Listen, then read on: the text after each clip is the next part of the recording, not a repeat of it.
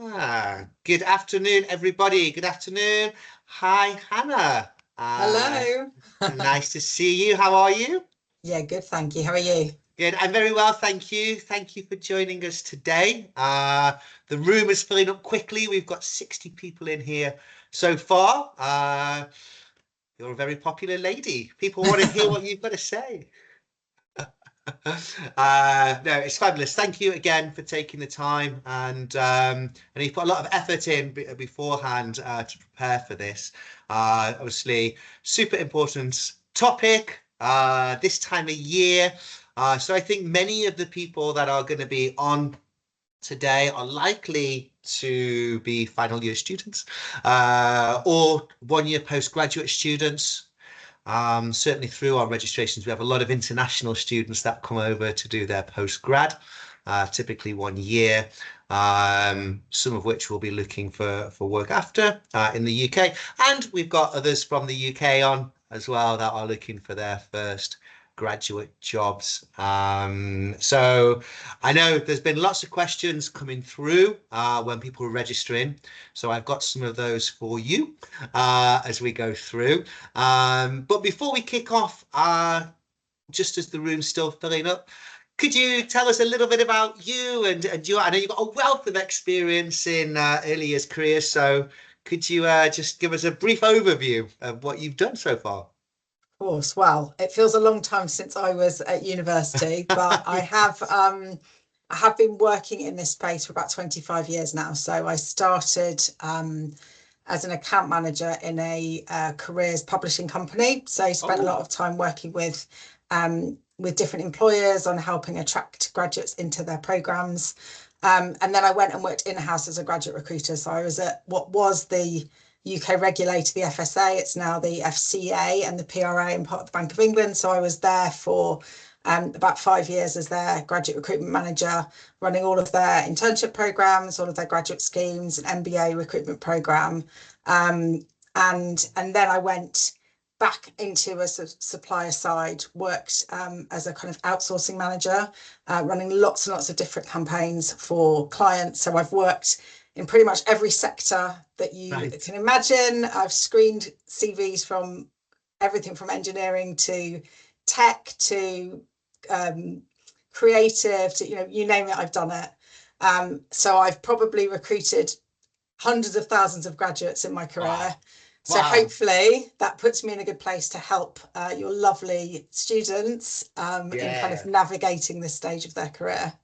Absolutely. Thank you. Yes, it's great to have somebody with so much experience. I'm sure you've got many stories, lots of great stories, and probably some where things have gone wrong that can serve as warnings to people. So, look, we've got 80 odd people now in the room. So, let's kick off. I guess let's start at the start, right? So, if I am starting my final year, if I am looking to start my job, my career next year, um, how do I start? And I guess, do I need to be looking for something that's related to my degree?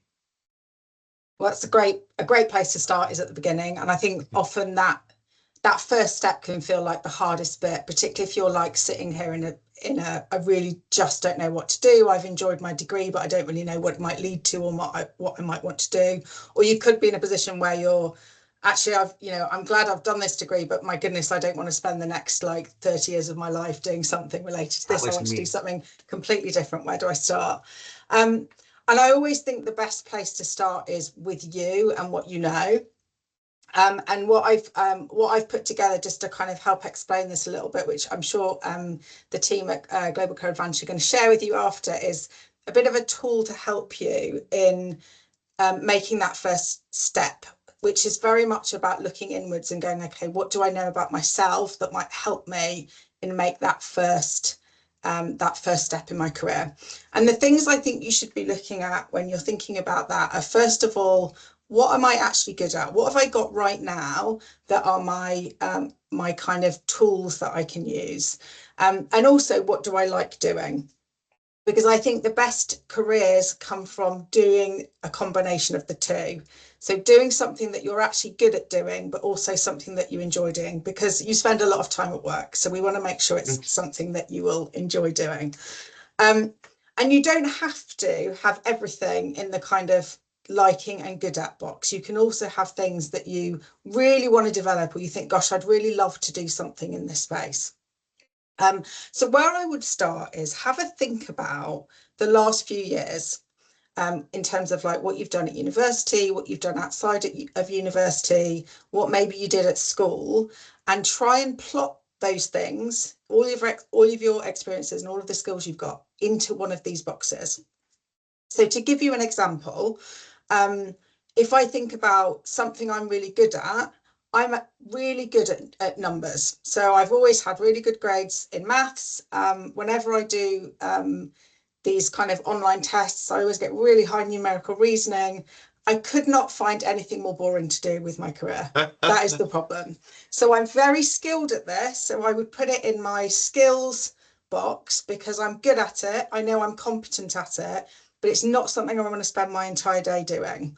So yes, I can absolutely do something where I might need that skill, but I don't want to be doing it all of the time. I wouldn't want to be an accountant, for example, but I'm really happy in a kind of business context. I'm very commercially aware. I can kind of use that skill.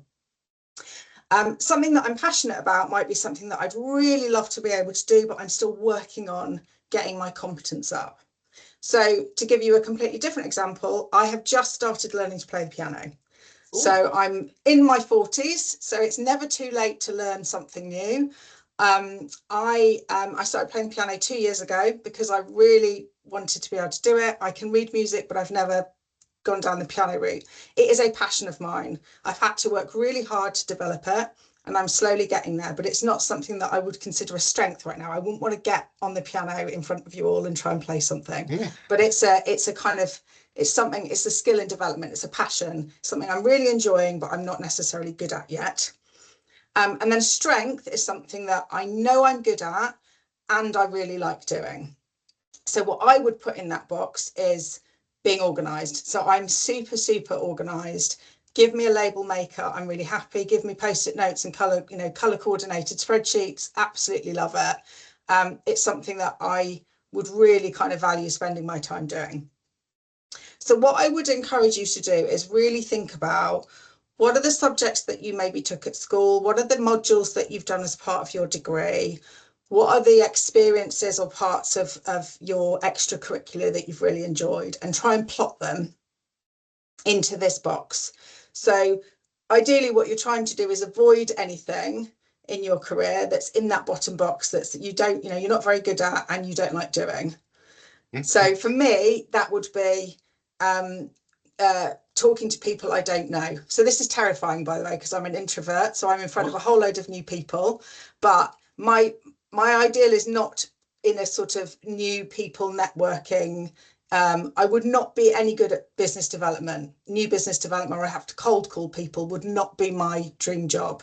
For some people, they would love that. That's absolutely what they thrive in. For me, that is something I wouldn't want to do. So once you've kind of plotted everything out, you will get a really good sense of you as a picture. So what are the things that you might be trying to lean towards in terms of a career? And that will then help you narrow down different fields of kind of opportunities. And I would really encourage you to look at some kind of graduate websites. Things like Bright Network have got a career path test on there. If you go to Bright Network, the first thing that pops up on there is a career path test. It goes, tell me all the stuff about you and I'll tell you some areas of careers that you might want to look at. So that's a really good starting point if you've got no idea. But you need to know what you're going to plug into it. So the tool will only ever be as good as what you put in on the front end. So doing something like this at the beginning will really help you know what to put into those kind of tools to help you kind of narrow down careers. You can also go to careers fairs. They'll be starting to kick off. There's university ones. There's usually some national ones in kind of London, Manchester, Birmingham, if you're really stuck. But just go and talk to some employers.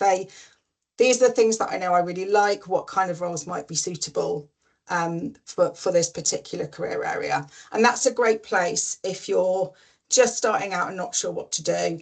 And absolutely, you don't have to do something that is directly related to your degree. So your degree will enrich you with lots of experience that you can take into any sector. So identifying in the first place what might be your preferences in terms of where you want to spend your time doing will be a great way to start on your career path. Super. That's really helpful. I wish I had that a few years ago when I was starting off. Again, you know, there's jobs. I've been reflecting. It's been quite a few years since I started, and of course, it's freshers now. And the jobs and careers that I went into, I didn't even know existed. They weren't something that I'd learned about at school. I was very much, it needed to be something quite traditional you knew about, a lawyer or something. And again, through this, I found jobs that were suited to my skill set. And of course, great. And we can, when we send out later, we'll list the places that you've mentioned. Yeah. We'll send out a follow-up email. And of course, all the universities have the amazing career services that work hard to support all of the students. So do make use of those. They do fantastic work and can really help with this as well. So yes, thank you, Hannah. We will send out the places you mentioned, and we will send out the document to everybody as well. So now we kind of know what we like, what we're good at, where we should go. So thinking about timing, you know, I'm going to graduate, say, next May, or finish my course in May, graduate in July. So really, when should I start to apply for jobs? I guess maybe after Christmas. Absolutely not, I'm afraid. Okay. You need to start now. So a lot Okay. of, it's very easy to sit there. I've just, you might have just gone back, you might have just started your postgraduate course, but actually a lot of the places that will be recruiting for starting in a year's time are recruiting now. Right. So a lot of, particularly if you're interested in like banking, tech, some of the consulting firms, they will already be open for applications. And they often close quite early because they're very competitive. They get lots of applications. That said, don't panic. Most of the application window will be from now until around about Christmas. So once you've started thinking about which employers and which sectors you're interested in, it's really important just to look at when their deadlines are. They'll normally follow each other. So if you're looking at a particular sector, you'll probably find that most of the employers are have their deadlines within each other because they're all trying to compete for the same people. So yes, now is your time to do that research, to go to your careers fairs, to look at the websites, to work out what you want to do. But please make sure that you look at the deadlines because a lot of them may close around November, December time. So it's important not to leave it too late. And also some of them will do what's called rolling recruitment, which means once they get a certain number of applications, they will just close their doors. So I think the earlier you apply, the better. And I think particularly there's a lot of research that shows that women tend to apply a bit later than men because they tend to want to wait until they've kind of done all the work and all the research. They put their applications in later. So just try and, I would always err on the side of caution and start making some applications now just to get, if nothing else, get a bit of practice in doing it. Normally then, if I think about a typical graduate recruitment process, it would be application, some kind of testing often sits in there, so that within that kind of main application period that we've got on this slide, there might be some level of online testing. There's loads of practice tests out there, so just do whatever, when you know what the test is, just do a bit of a Google. There's normally some practice questions that you can do, but then interviews normally will start around about December, January, February. That's when kind of the main interview period will be. That could be a video interview, it could be a telephone interview. Sometimes it's a face-to-face. If it's a smaller company, they might want to meet you early. But that will then kind of, once you get into the new year, once we're into kind of January, February, you'll probably find that's when you're going to be invited to assessment centres or kind of final interviews. So definitely don't wait until January to start looking at who you might want to apply to, because you might find the doors are already closed. Okay. Super. Thank you. Okay, that's very interesting that the ladies hold back, or not hold back, but put more thought into it, maybe.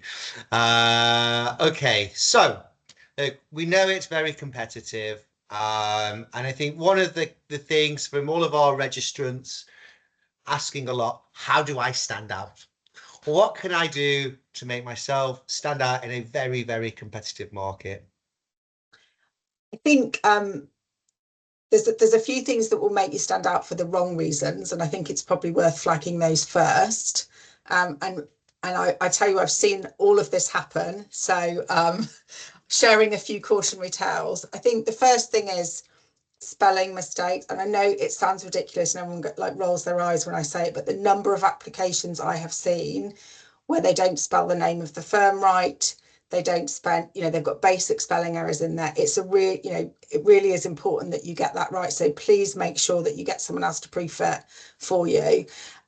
Particularly watch out for words, and this is my cautionary tale, because you might have put it through spell check, but sometimes there can be words that are very similar to other words. So for example, I read an application to an investment bank that talked all about their love of baking rather than banking. And that's obviously not a great sign for me when I'm kind of recruiting for a role that has lots of attention to detail required in it. Right. The other thing that's really tempting to do, and I do understand why people do it, is to write a generic application and then just change the name of the firm or company within it. The number of applications I've seen that have the wrong employer in the application because they've sent the same thing to lots of different employers and they've kind of cut and paste it. So making sure you've got the right employer in there, really important. The other thing I think that's really important to flag in this day of AI is if you ask AI to write your job application for you, you're probably using one of several well-known tools. And if everyone's doing the same thing and putting the same prompt in, they are likely to return a very similar response. And I saw a post on LinkedIn this week that I made a note of because I thought it was really interesting, was that a recruiter posted that they put a job for a graduate out, and 41% of the applications that came in had the exact same phrase about the company in. So they knew that they had been written by AI. And I thought that was just really important to flag, because it's very easy to think I'm just going to get AI to do all the work for me. And yes, absolutely, these tools are great for coming up with, synthesizing your CV and coming up with things for you, but do not rely on it 100%. You have to go through and look at it and tailor it, because otherwise it's going to look like everyone else's. It's like a race to the bottom. They will all look the same. So I think the thing, the top tip for like making yourself stand out, and this is, essentially what this question is thinking about that, ultimately the thing that is unique is you in the application. So the more that you can bring in of you and your passions and your interests and why you're interested in that career, the better. And if you think back to that tool that I showed you at the beginning, talk about the stuff that's in that top box. Talk about the things that you're good at and you enjoy and why they are relevant to that particular employer. So it could be, for example, like, if we go back to mine, I'm really super organized. If I'm applying for an operational role, which is probably, if I was going back to be a graduate, I'd probably be looking at that kind of thing, because I know those are my strengths. I would probably be going for something that's kind of process, operational, that kind of thing. I'd be like, I know that I'm really good at being organized. Here's all the things that I do that really fill me with joy around organizing. And I think that would be really great for you and this role because ABC. So really focus on that stuff that you've got in that box and make sure that is what you're bringing into all of the applications that you put forward, because that's what's going to make you stand out, because what's in that box is completely unique to you. There won't be anyone else. Everyone on this call, if you ask them to kind of send their sheets in, we would all have something different in that box. So that's what makes you stand out. It's bringing your strengths and your kind of your passions into the mix in terms of your application. I love it. Yeah, absolutely. I think that document, I say, I wished I'd had that many years ago. It's really fab, Hannah. But all the things you've just said all resonate, and I again I've seen them as well. These are it's so common, right? I think the things that you're saying, these are not one-offs, right? For a time, I was recruiting English teachers who sometimes couldn't spell English with a capital E. I can't give you a job, right? If you in English, your attention to detail here. That where they've applied for multiple jobs. I mean, I always advise, certainly on a CV, don't put the company name you're applying for, because if you forget that one time, if it comes through to me and I see your application, I want to work for your competitor, straight away, I'm not going to get an interview. And the thing about AI, please, can you send me the link? I'd love to read that. Maybe Luke can put that on the newsletter going out as well. I think it's really good. I wrote something similar on LinkedIn this week of my experiences where 3 times AI was giving me really false information. I knew it was false through the situation, my circumstances, and we battled it out. And the reason I put this on LinkedIn is for this very reason. When you are making big decisions in your life, and if you're, say, researching for a company, for an interview or an assessment center, you've got to be really careful about the information it's giving you, because it's not always correct. I think the future of AI is amazing. I love AI, but we have to be really careful with it when we're using it for research, for job applications, and on the flip side, when we're recruiting as well.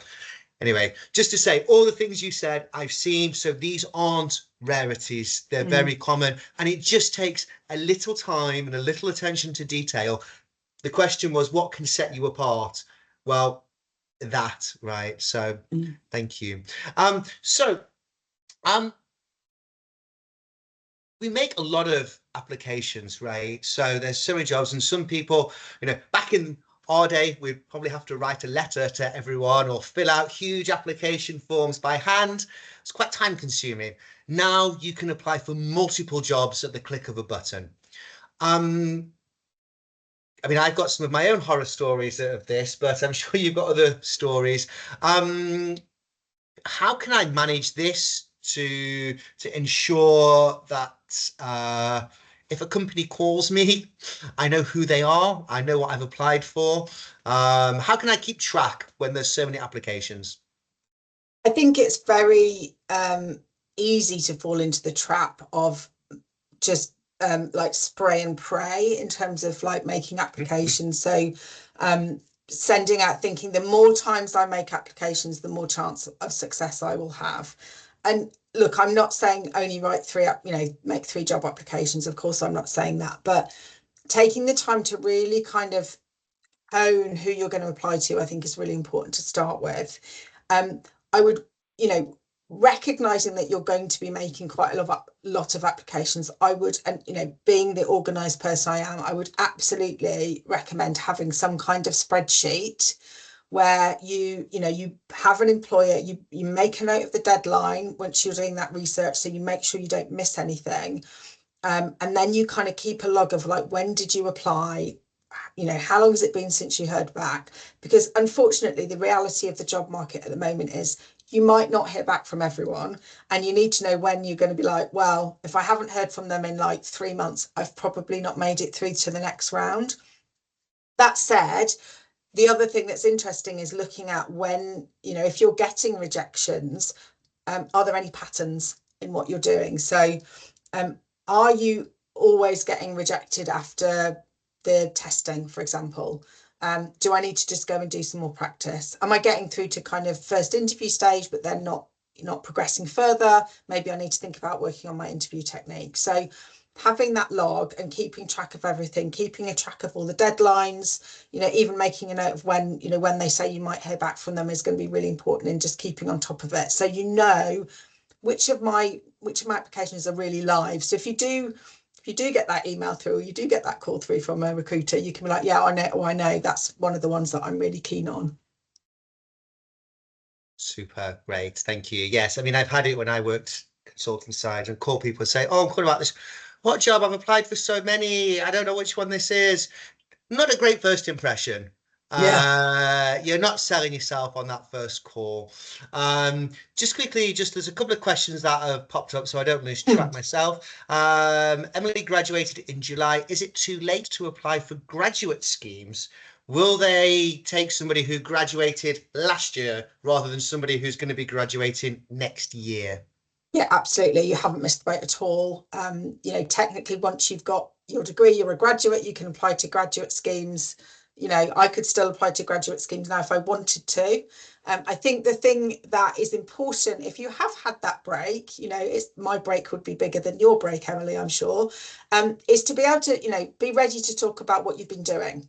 So if you have, you know, if it's a year or 2 years or 3 years since you graduated, you know, be prepared for the question that says, well, what have you been doing since you graduated? So, you know, have you been traveling? Have you been doing kind of trying to earn some money? You know, what have you learned in that time? So don't worry if you're a few years down the line, it's still absolutely open for graduate schemes, but there might just be a bit more kind of narrative and you need to put around, you know, what you've been doing in the meantime.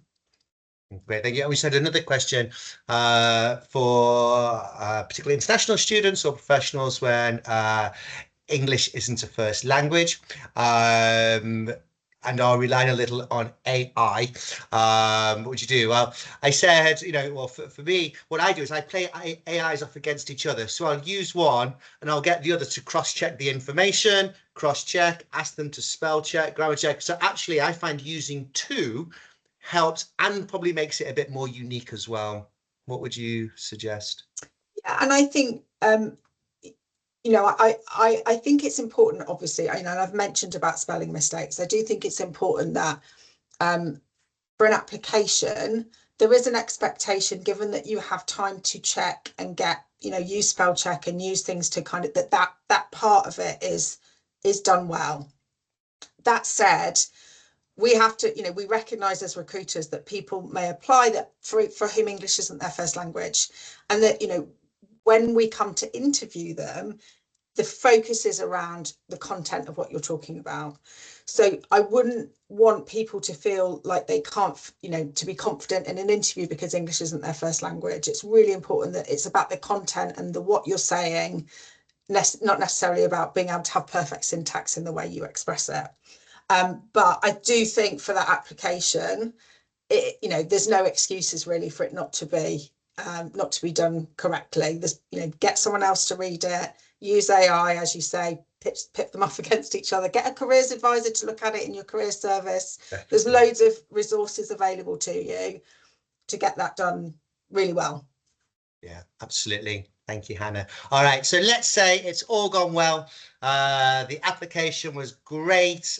You were being called in for interview or first interview or an assessment center. How do I prepare properly? It's nerve-wracking, Yeah, right? it is. It is. And, you know, the more you do it, the slightly easier it becomes. In any interview, they're going to want to know, why are you interested in them as an employer? What, you know, how far do your skills match the skills that they are looking for? And, you know, ultimately, do you have the drive and the kind of inclination to learn what's needed to do the job? So I think a few things. One, nearly always they're going to tell you the things that they're looking for in the job description or in the advert that they're posting. So that's going to give you a really good indication about the kind of questions you might get asked. You absolutely have to be prepared for them to ask you, why are you interested in this job? So, you know, that's an easy one to prep. When it comes to the interview process itself, normally they're going to be asking you to give examples of your experiences.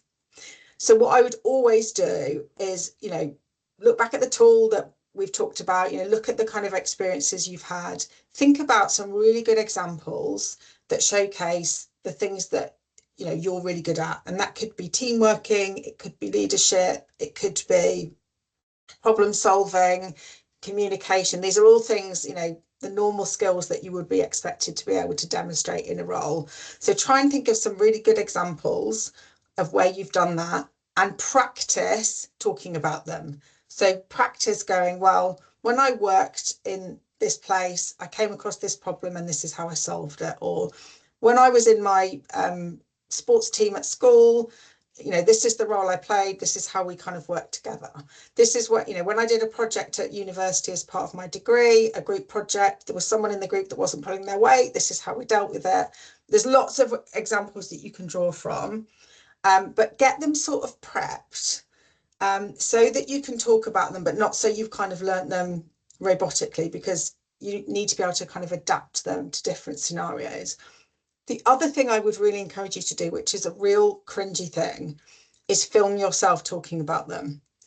So if you get that prepped on and then get your phone and record yourself talking about them, and then see things from the eye of the recruiter. So how are you, like, critique yourself, like, how are you coming across? Are you, you know, the number of times I look at, you know, interview candidates and they do not crack a smile once the whole time through, because I mean, they're obviously scared, but trying to be like engaging and, you know, a bit more smiley can really help. Because yes, there's so much about kind of the content of what you're talking about, but a lot of it is also about how you you know, put it across. You know, do you come across warm, like you're enthusiastic about the role in the company?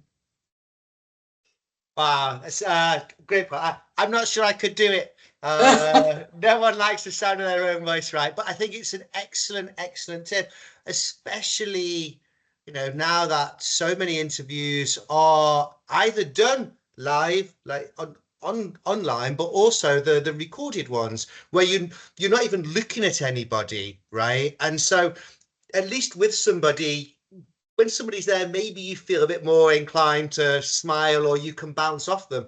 But if you've got to do an interview where you're just looking at your screen, you don't know how you're looking, right? So yeah, and that's an excellent tip. And Adam, sorry to interrupt you, because I just saw a question flash up and I didn't see all of it, but someone was asking about, they were saying that they're not neurodivergent and that therefore that might be challenging. What I think it's a really good question. And I think something that's really important and I'm really passionate about as a recruiter is, if you have neurodivergence or dyslexia or anything that's going to likely to impact your application, it's really important that you communicate that to a recruiter, because as a recruiter, we're really well equipped to provide support and adjustment and help around for people that have got adjustments that they need. So if you know that you would find it really intimidating to look at someone straight in the eye in an interview, and you tell me, I will not therefore make any kind of judgment around that as part of the interview. If you have dyslexia and you get really muddled if you're asked three, you know, a lot of times recruiters aren't very well trained and they will ask 3 questions in one go as part of an interview, and that often, you know, because I've coached people with dyslexia, that can really muddle them in their head. So asking for questions to be, you know, I might need a question repeated, or I might need a bit more time to think about it, or I might not be able to make eye contact with you. Just anything that you're aware of yourself that you might need support with or might impact you, please communicate it to a recruiter. We are all very well trained to manage that and to support you, so you feel really comfortable to perform at your best. Great, thank you. Yes, and we did our last webinar was about assessment centres. The same question came up, and our speaker at the time said the same thing. You know, let us know in advance. We can arrange more time. It's in an assessment centre. Don't just turn up on the day and mention it. There's prep time before. Let us know. Let us help. You know, help us to help you. If you turn up on the day, it can be difficult to move things around. Give us plenty of notice. Another question popped up in a different Q&A, which was, where's it gone? There's a few that are there now. It was about going into the interviews. Would you advise taking notes into an interview? So if you've done all this prep, would you take notes in with you? Well, I think the beauty of a lot of graduate processes is that a lot of them will be online to start, you know, to begin with. So you're much more likely to have a virtual first round interview or a pre-recorded video interview at the first point. For that, 100% have all your post-it notes and your notes in front of you.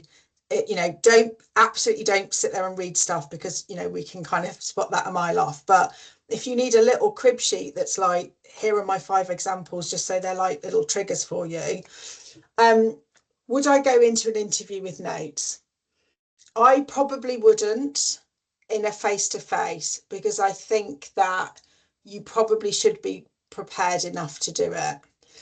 That said, if you would consider that to be an adjustment for a disability, I would request that. I would go to the recruiter and say, I often struggle to formulate my thoughts. Please, can I bring a piece of paper in to write down the question, or to just to have a few notes available and see what they say. But I would check in on that first. And I don't know if you would agree or not. There is, again, one other exception to that, which when I did interviews, is when at the end of the interview and you say, do you have any questions for me?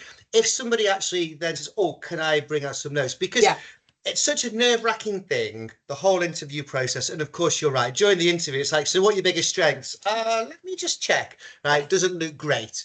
Yeah. But if you say, do you have any questions for me? And they come and go, oh, actually, their focus has been on preparing for the interview. They go, okay, so can I ask what is career progression like? Can I ask about the future of the business?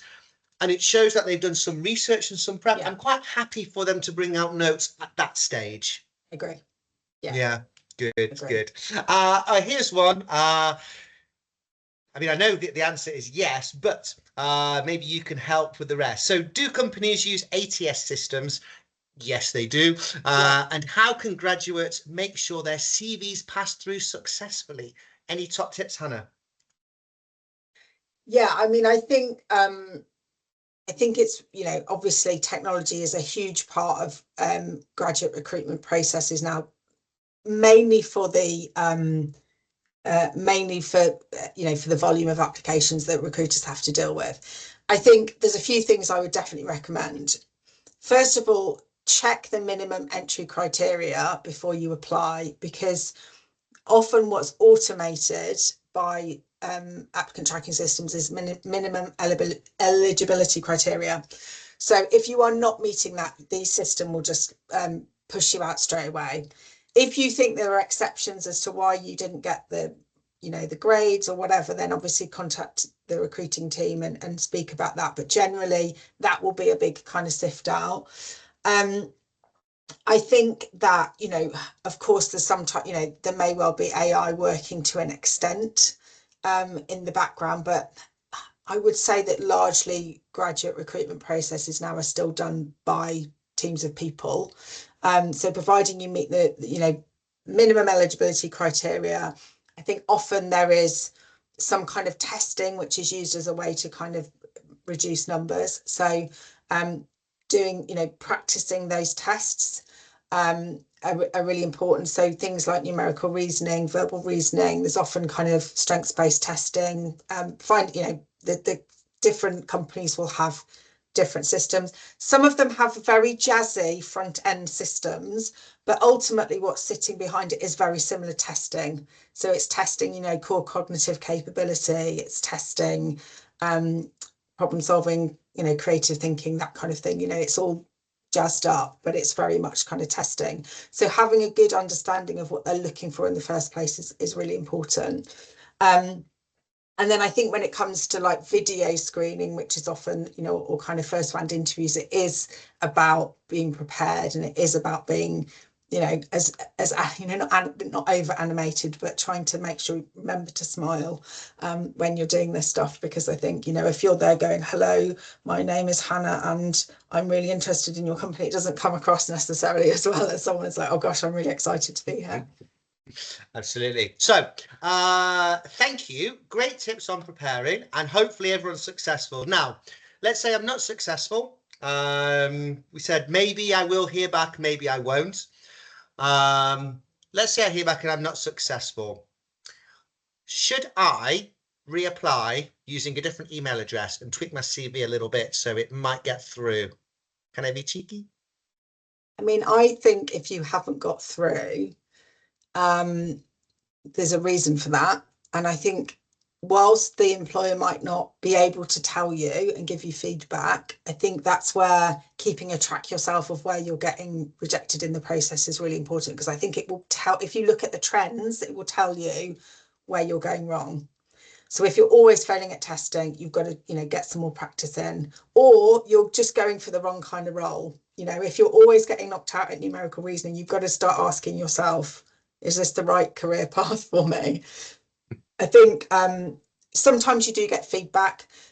If I think about the reasons for rejecting people when I've been screening, it's normally because it's it's either lack of motivation for that particular company, so not doing enough research, not really giving me a credible reason why you're applying to me rather than anyone else in the market, or it's because you don't have the minimum skills that I'm looking for that particular role. So actually looking at that up front, most employers will put that, this is what I'm looking for. Looking at that and kind of seeing how far you match that will stop you wasting your time doing applications.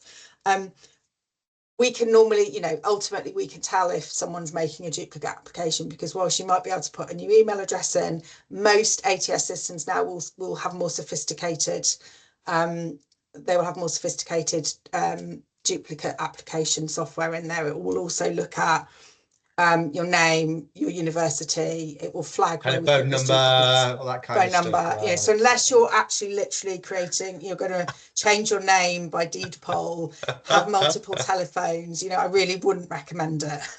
Okay, good. So don't waste your time. Focus your energies on other things, assessing yourself, right? So, question come here. If I'm graduating next year, but I don't know my expected grade, should I hold off applying for roles? Everyone is going to be in the same boat. So, no one knows what degree they've got, what degree grade they're going to get, or what they're expected. I would hope that you have, by the time you get to your third year or your final year, I guess if you're doing a 1 year master's, it's a bit difficult, but you would have a previous degree, so you would have some kind of qualification. You should have a sense of what, from your tutors, what you're on track for. Are you going to pass, fail, whatever, what you're going to get? So don't hold off. Definitely kind of get on and do it now. Yeah, super. Thank you. Okay. I think we've covered most of it. Now, I know there's lots of other questions out there. I wish we could answer everybody's questions. Partly we don't have the time and we don't know everything. There's a few questions there on graduate visas for international students. What I would say on that is just a couple of months ago, we held a webinar which is available to go back and watch. So it's on our website, globalcareeradvantage.com, under resources, and on our YouTube channel. So you can go back and watch, and there's a lot of information on the graduate visas and the routes, which keep changing. There's also a link there to a legal advisor who's a specialist in this, and they do offer free 30-minute consultations. Some of the other questions, sorry if we didn't get around to answering them. Again, there's lots of information out there. First port of call, your careers services in the universities. Luke and I have had the privilege of speaking to many of them recently, and they do a fantastic job, and so much knowledge and access to so many resources. So definitely engage with your career services. Sign up to our newsletter. We'll let you know when there's more webinars coming up. We will send out the link to this and the fantastic document that Hannah's created for us, the self-assessment. So please do use that. Hannah, thank you so much. 45 minutes flies by. It's gone fast. And I know there were loads more questions in the chat, so I apologise if we haven't managed to get to all of them. Yeah, the last one we did, again, the last webinar was on assessment centres, so there's even more detailed information on there. Go back and check our other videos. So Hannah, thank you so much for your time, not just today, but preparing for today. Thank you for sharing all your knowledge. I've learned stuff today, so I'm sure other people on here have and found it very useful. It will be available to watch back, and we'll send you the documents as well. Lots of people saying thank you, popping up. So yeah, thank you, Hannah. You've been a superstar. My pleasure. And thank you everybody for joining us. We hope it was useful. Join us next time. We will keep putting on these free webinars for you to help you with your career journey. Have a great Tuesday afternoon, everybody. Bye.